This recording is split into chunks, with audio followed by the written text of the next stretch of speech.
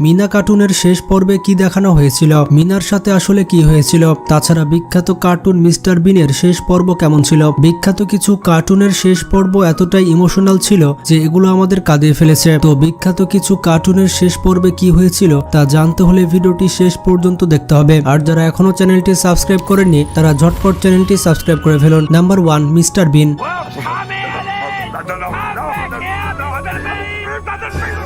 Mister বিন কার্টুনের শেষ পর্বে কি হয়েছিল? প্রথম সিরিজের লাস্ট এপিসোডে দেখানো হয়েছিল মিস্টার বিন তার গাড়ি চালিয়ে কোথাও যাচ্ছিলেন। হঠাৎ করে সে একটি গাড়ি দেখতে পায় আর এই গাড়িটি অন্য কেউ চালিয়ে নিয়ে যাচ্ছিল। মিস্টার বিন গাড়িটির পিছু করলে দেখতে পায় যে সেটি আর কেউ নয়, সেটি মিস্টার বিন। মিস্টার বিন আগ্রহের সাথে তার নাম জানতে চাইলে সে নিজের নাম বলে মিস্টার ফন। এরপর মিস্টার বিন তার সাথে বন্ধুত্ব করে নেয়। এরপর মিস্টার বিন মিস্টার ফনকে নিয়ে তার বাসায় যায়। কিছুক্ষণ পর দেখা যায় মিস্টার বিনের গার্লফ্রেন্ডের সাথে মিস্টার ফন্টের অনেক ভালো সম্পর্ক হয়ে যায়। আর এটা দেখে বিন অনেক জ্বলতে থাকে। যখন মিস্টার ফন্ট এবং তার গার্লফ্রেন্ড বাসা থেকে বেরিয়ে যায় তখন মিস্টার বিন তাদের পিছু করতে থাকে। এরপর মিস্টার বিনের গার্লফ্রেন্ড জানতে পারে যে মিস্টার ফন্ট এসেছে ইউএফও থেকে আর সেই স্পেসশিপের মধ্যে মিস্টার ফন্টের মতো আরেকজন দেখতে ছিল। এরপর মিস্টার বিন সেখানে উপস্থিত হয়। এরপর সেই স্পেসশিপের মধ্যে ঢুকে দেখতে পায় তার মতো দেখতে সেখানে অনেকে আছে। এটা দেখে বিন অনেক অবাক হয়ে যায় এবং তাদের সঙ্গে চলে যাওয়ার জন্য প্রস্তুত হয়। কিন্তু বিনের চলে যাওয়ার দৃশ্য দেখে তার গার্লফ্রেন্ড অনেক কান্না করতে থাকে। এটা দেখে মিস্টার ফন্টের অনেক খারাপ লাগে আর সে মিস্টার বিনকে সরি বলে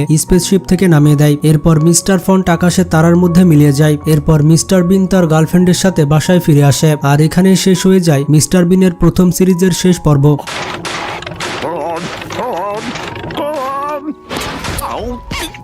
নাম্বার 2, নন্টে ফন্টে। এটি ছিল একটি গল্পের বই যেটিকে পরবর্তীতে কার্টুনে রূপান্তর করা হয়। এই কার্টুনটি একসময় অনেক জনপ্রিয়তা পেয়েছিল। তো চলুন দেখে আসি এই কার্টুনের শেষ পর্ব কেমন ছিল।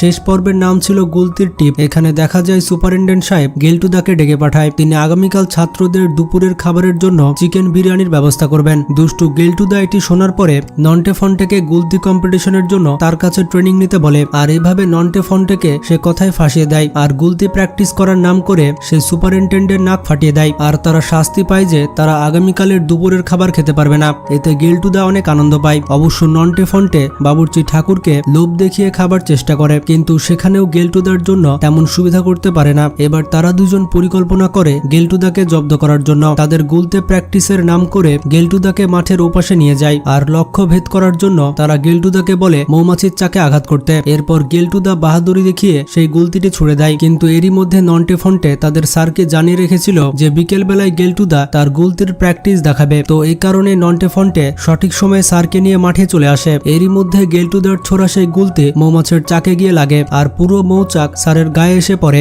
এরপর মৌমাছির কামড় খেয়ে স্যার অনেক রেগে যায় আর গেল্টুদাকে তাড়া করতে থাকে। নন্টে ফন্টে এভাবে গেল্টুদাকে সাজা দেওয়ার মাধ্যমে হাস্যরসাত্মকভাবে শেষ হয়ে যায় নন্টে ফন্টে কার্টুন।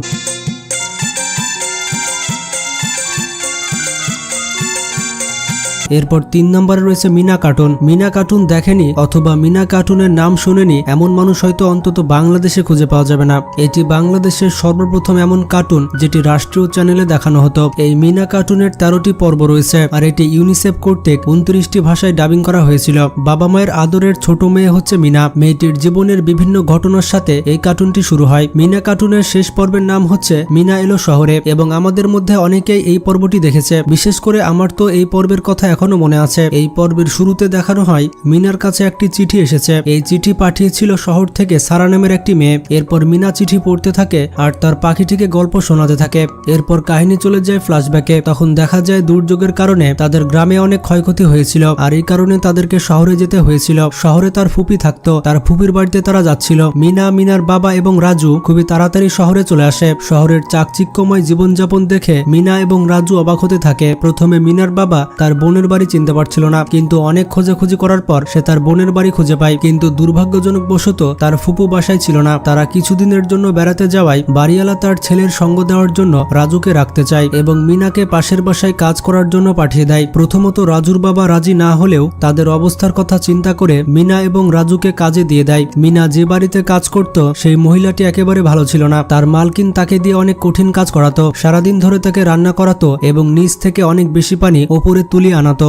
এই কাজগুলো করতে মিনার অনেক বেশি কষ্ট হতো। মিনা দেখতে পায় তার বয়সী অনেক মেয়ে এমন আছে যারা এভাবে কাজ করে বেড়ায় এবং তাদের মালিকও ভালো নয়। এভাবে মিনার দিন কাটতে থাকে। একদিন মিনার বাবা তার সাথে দেখা করতে আসলে বাড়ির মালকিন মিনার বাবাকে ভুল বুঝিয়ে তার সাথে দেখা করতে দেয় না। মিনার বাবাকে সে ফেরত পাঠিয়ে দেয়। আসলে এই দৃশ্যগুলো যখন ছোটবেলায় দেখতাম তখন অনেক বেশি কান্না করতাম। আর সত্যি বলতে ছোটবেলার কথা এখন মনে পড়ে গেল। ছোটবেলার এই দিনগুলো কতই না ভালো ছিল। এই বিষয়ে আপনাদের মতামত কি সেটি কমেন্ট করে জানাতে পারেন। তো যাই হোক, মিনা এই বিষয়টি দেখতে পায় আর সে অনেক কষ্ট পায়। এরপর মিনা ওই বাসার বিভিন্ন কাজ করতে থাকে, এমনকি তাদের ছেলের হোমওয়ার্কেও সাহায্য করে। আর এরপর তারা অনেক ভালো বন্ধু হয়ে যায়। একসময় মিনা খবরের কাগজে একটি বিজ্ঞাপন দেখতে পায়। এখানে কর্মজীবী শিশুদের শিক্ষাদানের কথা বলা হয়েছে, মানে যেই শিশুগুলো কাজ করে থাকে তাদের শিক্ষার ব্যবস্থা করা হবে। এরপর পাশের বাসার দেওয়াল থেকে একটি আওয়াজ আসে। এরপর মিনা দেখতে পায় সেখানে সারা নামের একটি মেয়ে রয়েছে।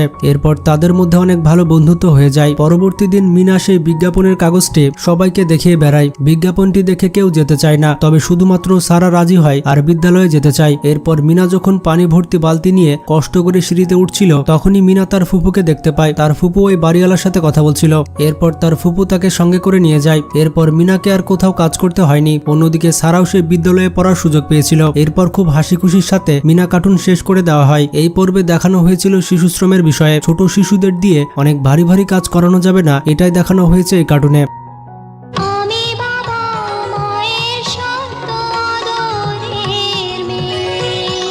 এরপর 4 নম্বরে রয়েছে ভিড় দ্য রোবট বয়। এই কার্টুনের 3টি সিজন রয়েছে এবং কার্টুনের শেষ পর্বের নাম ছিল ব্লো অ্যাটাক। তো এপিসোডের শুরুতে আমরা দেখতে পাই ম্যাড ম্যাক্সের কাছে টিম্বাকটু বেশ কয়েকটা পেপার দেখায় আর অতি উৎসাহের সাথে বলে যে এগুলো আপনার এতগুলো দিন যে দিনে আপনি ভিড়কে শেষ করতে পারেননি। এটা শুনে ম্যাড ম্যাক্স অনেক রেগে যায় এবং টিম্বাকটুকে মারতে যায়, কিন্তু হঠাৎ করে অনেকগুলো কেমিক্যাল নিচে পড়ে যায়। কেমিক্যালগুলো মিশ্রিত হয়ে ব্লক জন্ম নেয়। এরপর ম্যাড ম্যাক্স প্ল্যান করে ভিড়কে শেষ করার। এরপর ম্যাড ম্যাক্স রিমোট কন্ট্রোলের মাধ্যমে টিম্বাকটু এর মাধ্যমে ভিড়কে শেষ করতে পাঠায়। এদিকে ভিড় এবং তার বন্ধুরা ক্রিকেট খেলছিল, কিন্তু টিম্বাকটু ভিড়ের বদলে এমলিকে শুট করে দেয়। আর এরপর ব্লব ইমলির কন্ট্রোল নিয়ে নেয়। আর এরপর ইমলি অনেক ভালো ব্যাটিং করতে থাকে আর সবাইকে অবাক করে দেয়। ভিড় তার অদ্ভুত আচরণ দেখে এক্সট্রা ভিশন ক্যামেরার মাধ্যমে জানতে পারে যে ম্যাড ম্যাক্সের রোবট তাকে আক্রমণ করেছে। এরপর ভিড় এই সব কথা ডক্টর প্রেম সাহাকে বলে দেয়। এদিকে ম্যাড ম্যাক্স ইমলিকে তার আড্ডার দিকে নিয়ে যেতে থাকে, কিন্তু ভিড় সেখানে গিয়ে ইমলি এবং চুলবুলকে বাঁচায়। আর ম্যাড ম্যাক্স এবং টিম্বাকটুকে আচ্ছা করে শিক্ষা দিতে থাকে। আর সেখানে ডক্টর প্রেম সাহা চলে আসে। ব্লবকে পুরোপুরি শেষ করে দেওয়ার আগে ম্যাড ম্যাক্স আবারও ব্লবের কন্ট্রোল নিয়ে নেয়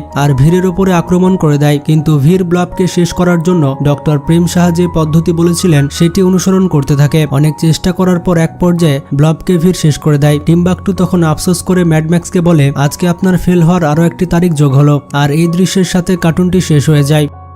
তো বন্ধুরা, জনপ্রিয় কার্টুনের শেষ পর্ব কেমন ছিল তা তো আপনারা দেখতে পেলেন। এর মধ্যে কোন কার্টুনটি আপনার ভালো লাগতো সেটি কমেন্ট করে জানাবেন আর ভিডিওটি বন্ধুদের সাথে শেয়ার করে তাদেরও জানার সুযোগ করে দেন। তো ভালো থাকবেন, টেক কেয়ার।